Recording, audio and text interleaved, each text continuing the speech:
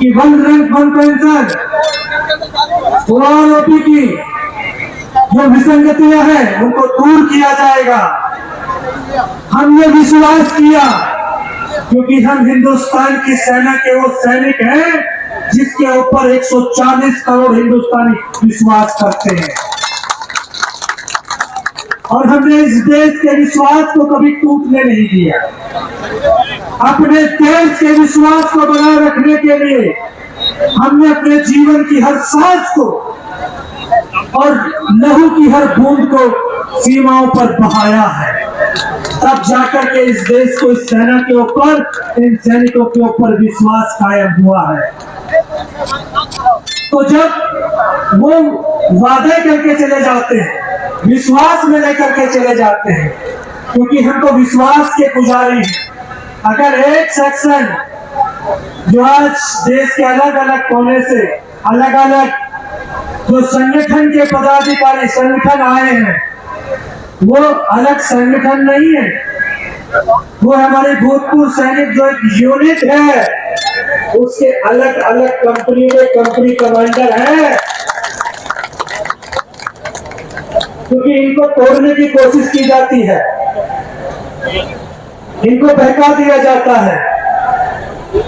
और हम आपको समझना होगा, हम सबको समझना होगा कि जो अंग्रेजों की चाल होती थी ना, डिवाइड एंड रूल्स, फूट डालो शासन करो, वही पॉलिटिशियंस की भी चाल। देश के अंदर 50 लाख से ज्यादा सर्विसमैन हैं, और उसमें से 30 लाख के आसपास तो हम जैसे और जवान ही हैं। हमारी कितनी बड़ी संख्या है, 30 लाख प्लस उनके साथ जुड़े हुए उनके परिवार, बेटे और बेटियां, तो हमारी कितनी, कई करोड़ के अंदर जनसंख्या पहुंचती है। और बाबा भीमराव अंबेडकर ने हमें लोकतंत्र के अंदर अधिकार दिया है। आपने हमसे वादा किया था कि हमें मौका दो,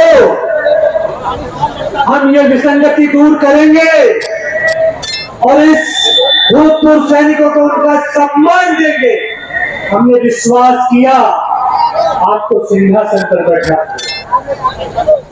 और ये ताकत आज भी हमारे पास में है।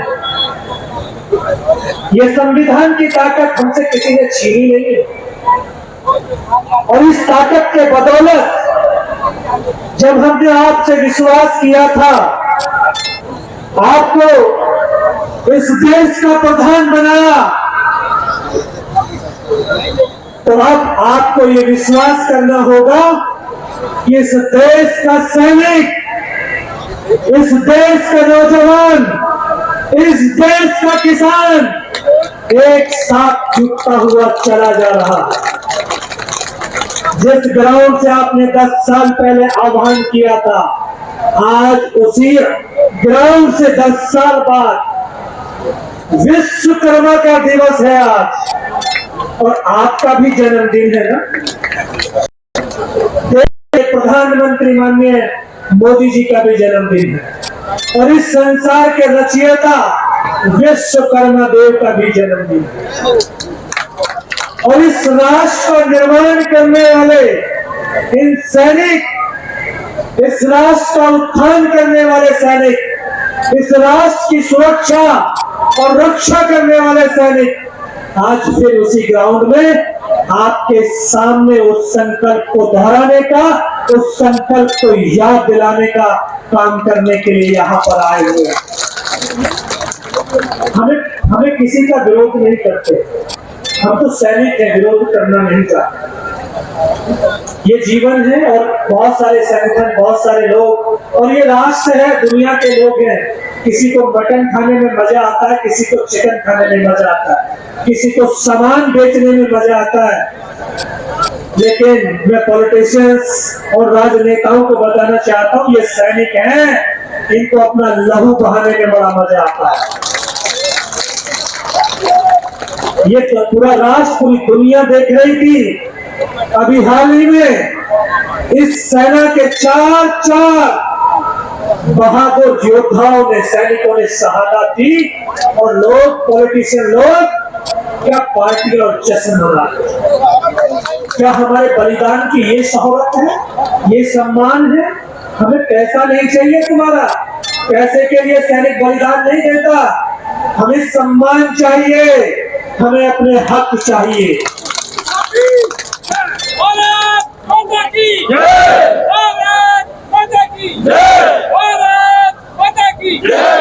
वो हमारे ऑफिसर हैं, ऑफिसर, जवान और जेसीओ एक संगठन है, एक ताकत है जो पूरे विश्व को डरा सकती है, झुका सकती है। आप उनको क्या देना चाहते हो आप दे दीजिए, लेकिन इस जवान और जेसीओ को भी दे दीजिए, क्योंकि ये इस सेना की ताकत है, इस राष्ट्र की ताकत है। आप उनको क्या दे रहे हैं हम आपसे नहीं मांगते, ना हम कहते भी, लेकिन हमें सम्मान चाहिए, हमें अपना मान चाहिए, हमें अपना अभिमान चाहिए।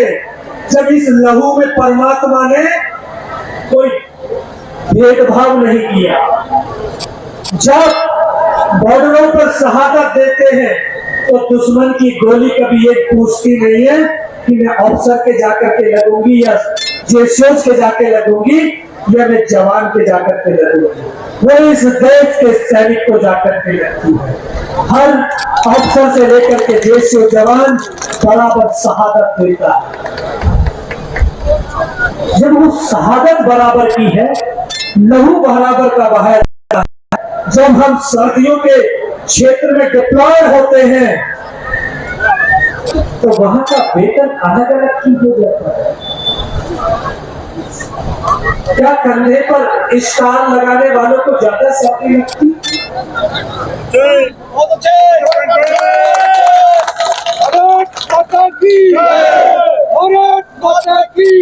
वो हमारे कमांडर हैं, हम उनका सम्मान करते हैं, लेकिन ये भारत के ब्यूरोक्रेट और भारत की सरकारों को सोचना और समझना चाहिए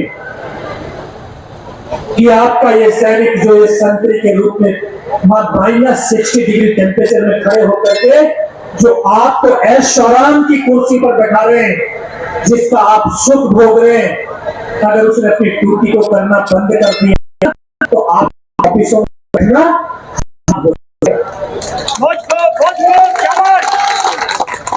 या उन सैनिकों की बदौलत है।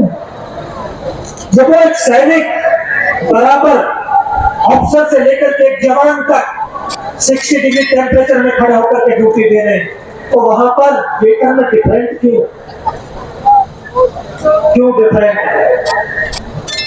ये सोचने और समझने वाले की बात है। जब हम फील्ड इलाके के अंदर जाते हैं, वहां पर कैटेगरी अलग अलग कर दी जाती है, और ये तो आपने देखा अपनी आंखों के सामने, जब कारगिल का युद्ध हुआ, जो पूरी देश ने मीडिया के माध्यम से लाइव देखा, और यहाँ तो पॉलिटिशियंस ने हमारी शहादतों को भी बंटवारा करना शुरू कर दिया कि अफसर मरेगा 5 लाख, जेसीओ मरेगा 2.5 लाख और जवान मरेगा 2 लाख।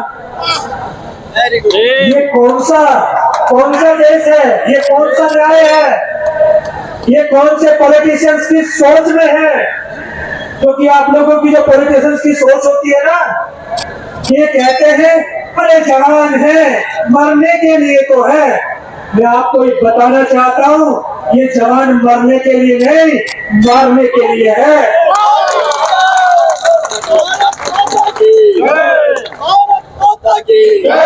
जब ये दुश्मनों के सरों को मूली गाजर की तरह काटते हैं ना, तभी इस देश की आजादी सुरक्षित होती है, तभी ये राष्ट्र सुरक्षित महसूस करता है। और इस राष्ट्र की 140 करोड़ की आबादी इन्हीं सैनिकों के ऊपर विश्वास करती है। आज बॉर्डर में बच्चा गिरता है, फौज को बुलाते हैं, आपदाएं आती हैं, फौज को बुलाते हैं, रेल एक्सीडेंट हो जाता, फौज को बुलाते हैं। क्यों? इन आपदाओं से निपटने के लिए आपके पास संगठन नहीं है, आपके पास संस्थाएं नहीं है, लेकिन आपकी उन संस्थाओं का काम करने के तरीके नहीं है। देखिए हमारे साथ है परमवीर चक्र विजेता जोगेंद्र यादव जी, जो आज रेवाड़ी में पूर्व सैनिक रैली के अंदर मुख्य वक्ता के रूप में यहाँ पर पहुंचे हैं और उन्होंने अपना संबोधन दिया। मीडिया से बात कर रहे हैं, HR न्यूज को भी टाइम मिला, सीधा एक बार जानेंगे जो आज रैली में आए हैं क्या संदेश देना चाहते हैं। जनाब, आप वन पेंशन को लेकर के रैली कर रहे हैं, लगातार 10 साल हो गए, इसी मैदान से आपसे वादा किया गया था, क्या कहेंगे आप? उनको ये वादा याद दिलाने के लिए रैली की गई और ये बड़ी ऐतिहासिक धरती, बोलना बंद करेगा, तो ये ऐतिहासिक धरती रही है और इसी धरती से उन्होंने वो वादा करके गए थे और वो वादा भूल गए। उस वादे को याद दिलाने के लिए वापस रेवाड़ी का ये ग्राउंड चुना गया है कि जैन सैनिकों की बदौलत आप देश के प्रधान सेवक बन रहे हैं ना, तो वो सैनिक जिन्होंने आपको इस प्रधान सेवक के पद तक पहुंचाया, लेकिन आपको उन सैनिकों की याद नहीं आई।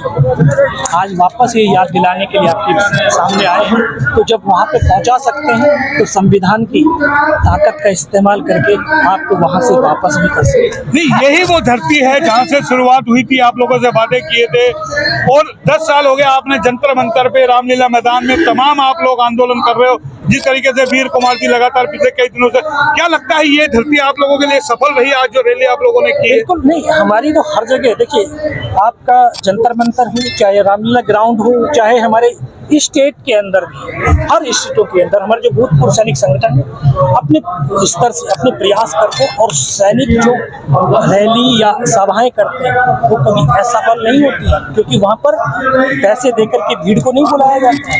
ये कोई पॉलिटिशियन नेताओं के ये इलेक्शन लड़ने के लिए नहीं है, ये हमारे मान सम्मान और देश को आगे बढ़ाने की जो हमारे सैनिकों की रैली है और इसमें हमारी हर रैली सफल हो रही है और हम सफल होते हैं। आपको लगता है मोदी जी अपने वादे पे खरे उतरे, जिस तरीके से वादे 2014 में किए थे? हमारे सैनिकों के साथ किए हुए वादे तो आज तक पूरे नहीं हुए। तो बात जिस तरीके से की जाती है, पैसे की मुल्क में कमी नहीं है, तमाम तरीके के बड़े बड़े दावे, कोई एक वादा आप लोगों को नजर आता है या तो फिर 2024 का चुनाव आ रहा है, तो क्या आपको लगता है फिर एक लॉलीपॉप दिया जाएगा आप लोगों को? देखिए, सैनिक पैसे के लिए कभी नहीं मरता। इनके दिमाग में लोग भर देते हैं, अरे ये तो पैसे के लिए, इन सबको पैसे की जरूरत है। ये अध्यात्म के आज ये बुढ़ापे में पहुंच गए, इनके बच्चे नौकरी कर रहे हैं, इनको पैसे की जरूरत नहीं है, इनको सम्मान की जरूरत है। ये सम्मान की लड़ाई है कि जब हमने पूरा जीवन इस राष्ट्र के लिए कुर्बान किया है तो इतनी विसंगतियां क्यों हमारे साथ, क्यों इसको पूरा किया नहीं जा रहा? क्योंकि जब एक जो जवान वो बॉर्डर पे खड़ा होता है, गोली खाता है, तो जो गोली चाहे जवान को लगे, चाहे जिस को लगे, चाहे एक ऑफिसर को लगे, वो भारत माता अग्निवीर, तो क्या कहेंगे ये अग्निवीर? एक सेकंड, उसमें भी कोई चेंजिंग होनी चाहिए। वो इसके लिए मैंने बहुत इंटरव्यू दिए हैं, उनके मोदी सरकार तक पहुंच गए बात, लेकिन OROP की जो हमारी बात है, हमारे जवानों की जो हक की बात है, वो मोदी सरकार को, भारत सरकार को माननी पड़ेगी और नहीं तो ये भूतपूर्व सैनिक एकता का वो परिचय देंगे जो कभी इन्होंने नेताओं ने सोचा भी नहीं। जो है योगेंद्र यादव जी, परमवीर चक्र विजेता, और ये तमाम देखे किस तरीके से यहाँ दूर दराज से जो लोग आए, ये हम आपको सीधी तस्वीरें यहाँ पे अलग अलग तरीके से दिखा रहे हैं। वो भी हमने आपको दिखाया कि तमाम लोगों से हमने बात आपकी कराई है और ये रैली यहाँ पर देखिए समाप्त हो गई है। और ये जो कहें इस रेवाड़ी की धरती से जो कहे एक आंदोलन की चिंगारी और एक मैसेज देने की कोशिश की गई है कि 2013 में इसी जमीन से, इसी कहें के वीरों की भूमि से, रेवाड़ी अहीरवाल की नगरी से जिस तरीके से मोदी को जिताने के लिए आगाज किया था, 2024 में सीधा चैलेंज कर दिया है कि 1 रैंक 1 पेंशन को लेकर आप काम कीजिए, अन्यथा बदलाव की ओर हमें जाना पड़ेगा। तो ये संकेत कहीं ना कहीं दिए गए हैं। फिलहाल इतने, कैमरा पर्सन पंकज के साथ मोहन लाल, HR न्यूज रेवाड़ी।